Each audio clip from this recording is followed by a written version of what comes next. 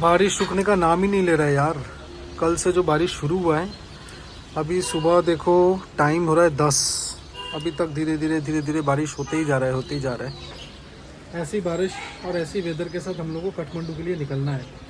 तो काठमांडू पोखरा से है लगभग 210-220 किलोमीटर, बट रोड्स ख़राब है तो अराउंड 7 to 8 आवर्स लगने वाला है। चलो रोड पे मिलते, दिखाते रोड्स की हालत आज और क्या क्या एक्सपीरियंसेस हम लोग को आज मिलता है वो शेयर करते हैं। वैसे लास्ट 2 दिन में पोखरा का जो अनुभव एक्सपीरियंस मेरे को वो हुआ है, लास्ट 2 दिन में पोखरा का जो एक्सपीरियंस मेरे को हुआ है वो उससे ये है कि 10 सवा 10 बजे तक ना यहाँ सारे मार्केट्स ओपन हो जाते हैं। बट आज देखो टाइम हो गया है 10:30 और अभी तक मार्केट्स कोई खुला नहीं है, ना ही लोग रास्ते में इतना है, क्योंकि बारिश कल रात से जो चालू हुआ है अभी तक हो ही जा रहा है, रुकने का नाम ही नहीं है। वैसे इसका एक अच्छा चीज़ भी है, अच्छा चीज़ ये है कि लोकल ट्रैफिक नहीं मिलेगा। अगर ऐसे ही बारिश होता रहा ना तो हम लोग को रास्ते पर ट्रैफिक कम मिलेगा। अब गूगल मैप्स फॉलो कर रहा हूँ, गूगल मैप्स जहाँ जहाँ रास्ता दिखाएगा उस रास्ते से चलते रहेंगे। नेपाल हम लोग काफ़ी घूम रहे हैं, मतलब एक्सटेंसिवली टूर कर रहे हैं इस बार। लास्ट टाइम भी किए थे और जो दोनों टाइम का एक्सपीरियंस है ना, जब चाइना वाला ट्रिप किया था इस बार का, दोनों टाइम का एक्सपीरियंस ही ये है कि रोड्स काफ़ी टूटा फूटा है यहाँ पर, मतलब बहुत ही ज़्यादा। हर जगह कंस्ट्रक्शन चल रहा है, टूटा फूटा है। तो 200 किलोमीटर इंडिया में हम लोग को आज के डेट में ट्रैवल करने के लिए वरना हायर से 3 घंटा लगता है, और यहाँ पर 6.5-7 घंटा दिखा रहा है इसी वजह से। सो अगला 170 किलोमीटर हम लोगों को इसी रोड पे चलना है। इसका नाम त्रिभुवन हाईवे है और नंबरिंग है NH03। 177 किलोमीटर्स के बाद से कहीं हम लोगों को मुड़ना पड़ेगा।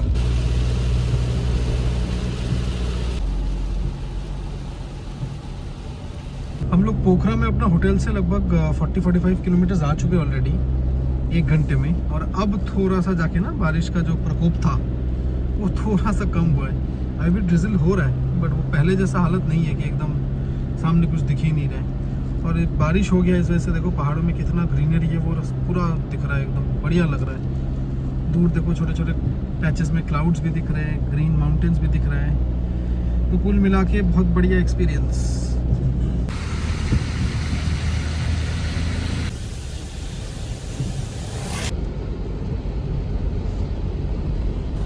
बाहर के नज़ारे तो एक नंबर हो चुका है, देखो क्लाउड्स दिख रहा है और हम लोग थोड़ा सा पोखरा वैली से ना ऊपर की तरफ आ चुका है, मतलब क्लाइम करके काफ़ी ऊपर आ गया है सी लेवल से, इसलिए और खूबसूरत दिख रही है। लेफ्ट साइड में देखो पूरा क्लाउड ही क्लाउड, सीधा भी क्लाउड पहाड़ के ऊपर, बढ़िया खूबसूरत लग रहा है। बस फ़र्क ये है कि अगर ये बारिश नहीं होता ना तो बाहर उतर के थोड़ा सा शेयर करता आप लोग के साथ यहाँ के नज़ारे। हम लोग अभी मुगलिंग के आसपास हैं। तो मुगलिंग एक ऐसा ट्रांजिट पॉइंट है जहाँ से आप अगर बहरावा मतलब इंडिया नेपाल बॉर्डर साइड से आते हो ना तो पोखरा और काठमांडू के लिए रास्ता डिवाइड हो जाता है। तो मुगलिंग यहाँ से और 7-8 किलोमीटर रह गया है, और यहाँ पर मुझे लगता है अब वो 4 लेन वाला हाईवेज जो हम लोग अभी तक चल रहे थे ना वो ख़त्म हो चुका है। तो नेक्स्ट हम लोग ऑलमोस्ट 100 किलोमीटर कवर कर चुके हैं सुबह से, तो नेक्स्ट 100 किलोमीटर जो रहेगा वो ऐसे ही 2 लेन रहेगा और बीच बीच में टूटा फूटा जो ऐसा नेपाल के रोड्स होते हैं वैसा रहेगा। अभी तक तो बढ़िया एक्सपीरियंस है यार, अभी तक तो कोई ऐसा मेरे को ख़राब रोड मिला नहीं है। इक्का दुक्का छोटे छोटे पैचेस थे जहाँ पर ख़राब थे।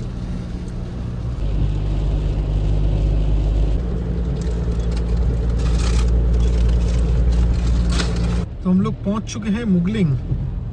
टाइम हो रहा है 12:05, तो लगभग 2 घंटा हम लोग को लगा ये 100 किलोमीटर्स कवर करने में। आगे का 100 किलोमीटर्स जो है वो थोड़ा सा ख़राब होने वाला है। ये देखो कितनी बड़ी जगह है, ये पूरा ट्रांजिट पॉइंट है ना, तो सारे बसेस वगैरह यहीं रुकते हैं। टी ब्रेक और पी ब्रेक, सारे ब्रेक्स के लिए। इस तरफ भी बहुत सारे ढाबे हैं, इस तरफ भी काफ़ी सारे दुकानें हैं। हम लोग यहाँ रुक नहीं रहे, थोड़े से कोई और जगह देख के रुकेंगे चाय ब्रेक के लिए। काठमांडू रह गया यहाँ से कितना 106 या 108 किलोमीटर्स। चाइना से वापस आते वक्त भी हम लोग इसी वाले ढाबे पे, ढाबा तो नहीं है कैफ़े है, हिमालयन जावा कॉफ़ी, इस पे रुके थे एक ब्रेक के लिए। तो मैंने आज भी यही जगह चूज़ किया चाय या कॉफ़ी ब्रेक के लिए। नीचे देखो महिंद्रा का शोरूम है और ये रहा हाईवे जिससे हम लोग जा रहे थे। तो ये स्ट्रेट हम लोग उस तरफ जा रहे थे, मैं यू टर्न लेके आ गया बस इधर।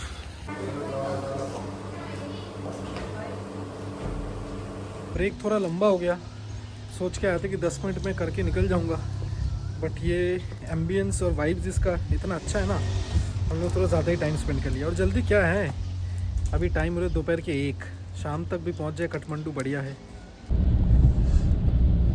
Less than 100 kilometres now left for Kathmandu, और गूगल मैप्स का माने तो लगभग 3 घंटा लगेगा हम लोग को पहुंचने में अभी भी।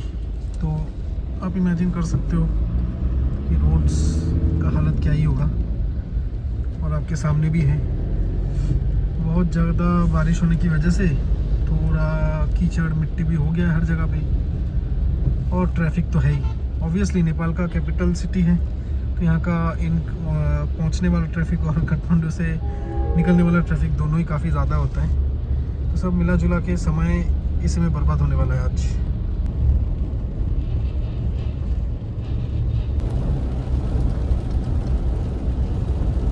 रोड कंस्ट्रक्शन की वजह से ना मुझे लगता है एक ही लेन खुला हुआ है, इसलिए उस साइड से जो ट्रैफिक आ रहा है ना उसको आने दिया जा रहा है, इस साइड वाला ट्रैफिक बंद है अभी। पता नहीं कितना देर वेट करना पड़ेगा। तो इसी ख़राब रोड के बारे में मैं बात कर रहा था। अब देखो आगे देखो, गाड़ी का मोशन देखो, आपको समझ में आ जाएगा ये क्या कंडीशन है।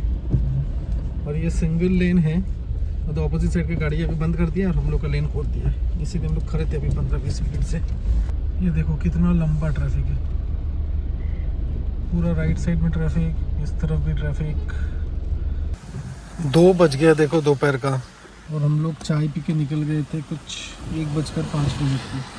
तो 1 घंटा हो गया चाय पीने के बाद, मुश्किल से 10 मिनट चले थे, फंस गए ट्रैफिक में। More than 1 hour now stuck in traffic. ये ट्रक देखो ख़राब हो गया बीचों बीच सड़क की, और इसी वजह से इतना ट्रैफिक। ऐसे ही छोटा सा 2 लेन वाला रोड है, ऊपर से ये ट्रक ख़राब होने की वजह से रोड बिल्कुल ब्लॉक हो गया है। 2:40 हम लोग कम से कम यहाँ पर 1.5 घंटा फंसे हुए थे। कम से कम 1.5 घंटा, मैं कम बोल रहा हूँ, 1.5 घंटे से ज़्यादा। तो पूरा 2 घंटे के आसपास हम लोग का वेस्ट हो गया। अभी 3:15 हो रहा है, और 10 मिनट पहले से ऐसा रोड मिलना फिर से शुरू हुआ है। ऐसा रोड मतलब खाली रोड, ये अच्छा रोड नहीं। अच्छा रोड का जो स्ट्रेचेस है वो बहुत ही कम है, 10-10 मिनट का है, फिर 15-20 मिनट खराब रास्ता मिलता है। मतलब जो एडवेंचर का कसर कमी था ना इस वाले ट्रिप में, आज पूरा हो गया है। बारिश, खराब रोड, ट्रैफिक जैम, सब कुछ। तो देखो ट्रैफिक की वजह से टाइम तो ख़राब हो गया है, बट क्या करें, ये part and parcel of road trips है, होता रहता है ऐसे। तो हम लोग एक बहुत ही खूबसूरत जगह पे लंच ब्रेक के लिए रुक गया। वैसे काफ़ी लेट लंच हो रहा है आज, बट ऐसे सिचुएशंस आता रहता है जब रोड ट्रिप करते हैं। तो हम लोगों ने ऑर्डर किया जीरा राइस, दाल और चिकन। खा के फिर निकलेंगे। एक चीज़ तो इस बार नेपाल घूम के मेरे को रियलाइजेशन हुआ, नेपाल बहुत अंडररेटेड है। इंडिया से सस्ता है करेंसी, तो इंडिया के 1 रुपये इस नेपाली करेंसी में 1 रुपया 60 पैसे का। होटल्स अच्छे होटल्स आपको 4-4.5 हज़ार नेपाली में मिल जाएगा। और मैं अभी क्यों ये कह रहा हूँ वो देखो, ये है वो ढाबा या रेस्टोरेंट जो भी बोलो जहाँ पर हम लोग लंच ब्रेक के लिए रुके। इधर सारे ऐसे बैठने की जगह हैं, इधर भी बैठने का जगह है, और जस्ट उसके ठीक पीछे देखो ऐसा नदी है। आप नीचे भी जा सकते हो, नीचे किसी को बैठ के अगर शाम के चाय या बियर कुछ भी एंजॉय करना हो वो कर सकते हो, पूरा नदी का व्यू के साथ। देखो क्या खूबसूरत माहौल है, क्या खूबसूरत माहौल है। एंड आई एम श्योर इसका जो खाने का पैसा या फिर रहने का कुछ भी खर्चा होगा ना, वो इंडिया से काफ़ी सस्ता होगा। खाना ज़बरदस्त था, और हम लोग तीनों पेट भर के खा लिए 1350 NPR में। मैं यही कह रहा था कि बहुत सस्ता है नेपाल घूमने के लिए। और ये आगे देखो, अब बारिश हो गया ना ख़त्म, तो बढ़िया लग रहा है नज़ारे। अब देखो धूप भी निकल गया है, तो ऊपर जो क्लाउड्स है वो थोड़ा सा और नीचे आ गया, साफ साफ दिख रहा है एकदम नीला आसमान, घने जंगल वाले पहाड़ और साथ में क्लाउड्स। इस रोड में देखो थोड़ी दूर चलते हैं अच्छा रोड मिलता है 10-15 मिनट का, फिर से वही ख़राब टूटा फूटा सड़क आ जाता है। तो इसी वजह से इतना टाइम लग रहा है। अभी टाइम हो गया 4:19, और मुझे लगता है यहाँ से अभी भी 70 किलोमीटर बचा हुआ है, 70-80 किलोमीटर बचा हुआ है, 70 किलोमीटर बचा हुआ होगा। एक्चुअली इंडिया में लास्ट 8-10 सालों में जो रोड इंफ्रास्ट्रक्चर में काम हुआ है ना, उसके बाद ख़राब रोड आजकल रेयर एक सिनेरियो है इंडिया में। ख़राब रोड जनरली मिलता नहीं है, कुछ कुछ जगह पे है, ऑब्वियसली काम होना भी बहुत बाकी है, but in general the roads are overall by and large good. इसी वजह से ज़्यादा इरिटेशन होता है जब आप इतना ख़राब रोड्स यहाँ पर देखते हो। देखो जो हम लोग अपर मस्तांग गए थे वो तो आइडिया ही वही था कि भाई आपको ऑफ रोडिंग एडवेंचर पे जाना है, तो आप मेंटली वैसे प्रिपेयर्ड रहते हो। But Pokhara to Kathmandu 2 major cities of Nepal connect कर रहा है ये पृथ्वी हाईवे। इसमें अगर रोड ख़राब है तो वो थोड़ा इरिटेशन होता है ना, क्योंकि आप एक्सपेक्ट नहीं करते हो कि ये रोड भी इतना ख़राब हो सकता है। कोई नहीं, मन में जो आया मैंने बक दिया। आप लोग रिलेट कर पाओ तो एक थम्स अप दे देना। अभी फ़िलहाल थोड़ी देर के लिए रूट तो अच्छा मिल रहा है। 50 किलोमीटर रह गया काठमांडू और टाइम हो रहा है अभी 5:09। काठमांडू शहर से हम लोग लगभग 20 किलोमीटर्स और पीछे हैं। इनफैक्ट हम लोग जो होटल देख रहे हैं ना वो अपने पशुपतिनाथ टेम्पल के आसपास ही कहीं ढूंढ रहे हैं, ताकि सुबह सुबह दर्शन करने हम लोग उठ के तुरंत चले जाए और टाइम वेस्ट ना हो, वॉक करके चले जाए। तो लास्ट 10-12 किलोमीटर का स्ट्रेच एक ऐसा आया है कि जो अभी तक अच्छा रोड मिला है। मतलब वो पुराना जैसा हालत नहीं है कि गाड़ी आप सेकंड गियर के ऊपर भगा ही नहीं पा रहे हो, वो सिचुएशन नहीं है। अभी थोड़ा सा बेहतर है। वैसे शाम भी होने लगा है। देखो अभी टाइम हो गया है almost 6 o'clock, 6:15 to be precise Nepali time, 6 o'clock Indian time. तो अपना होटल मुझे लगता है अभी 1 घंटा लगेगा पहुँचने में हम लोगों को। We have officially entered Kathmandu. अब हम लोग चल रहे हैं पशुपतिनाथ टेम्पल की तरफ। देखो आज सैटरडे है ना, इस वजह से रोड थोड़ा खाली है। नहीं तो मेरा लास्ट ईयर का एक्सपीरियंस है, मेरे को याद है ऐसे ही शाम के वक्त हम लोग काठमांडू एंटर किए थे, भयंकर ट्रैफिक लगा हुआ था, मतलब खतरनाक वाला ट्रैफिक। आज बिल्कुल खाली पड़ा हुआ है रोड्स।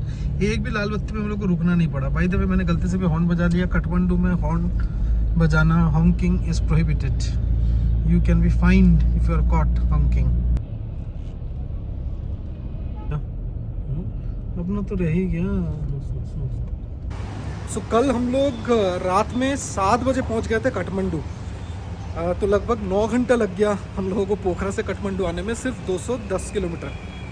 और रुक गए थे हम लोग पशुपतिनाथ टेम्पल की एकदम अपोजिट साइड में, होटल बद्रीनाथ। अभी सुबह के टाइम हो रहा है 9 और हम लोग जा रहे हैं पशुपतिनाथ जी के दर्शन के लिए। ये होटल हम लोग को जो मिला है एकदम बढ़िया जगह मिला है। देखो ये रहा होटल बद्रीनाथ और जस्ट अपोजिट साइड में ये रहा पशुपतिनाथ जी का टेम्पल का एंट्री पॉइंट।